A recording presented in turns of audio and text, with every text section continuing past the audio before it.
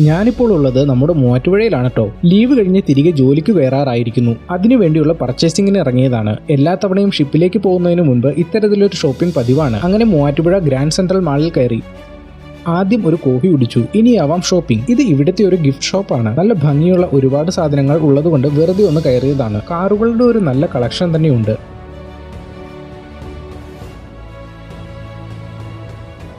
ഇവിടെ customised ഗിഫ്റ്റും available ആണ് കേട്ടോ. എന്തായാലും അധികം താമസിക്കാതെ നമുക്ക് നമ്മുടെ ഷോപ്പിംഗിലേക്ക് കിടക്കാം. എന്റെ ഫേവറേറ്റ് ഷോപ്പിംഗ് സെന്റർ ആണ് മാക്സ്. ഇവിടെ നിന്നാണ് ഞാൻ അധികവും പർച്ചേസ് ചെയ്യാറ്. നമുക്ക് കറക്റ്റ് പാകത്തിന് ഇവിടെ നിന്ന് കിട്ടും. മാത്രമല്ല ലോങ് ലാസ്റ്റിംഗും ആയിരിക്കും. ക്വാളിറ്റി ആണെങ്കിലും ഇവിടെ ഓക്കെയാണ്. എന്തുകൊണ്ടോ എനിക്ക് പേഴ്സണലി ഇവിടുത്തെ കളക്ഷൻസ് ആണ് താല്പര്യം. അങ്ങനെ കുറച്ച് ടീഷർട്ടൊക്കെ ഇട്ട് നോക്കി വാങ്ങി.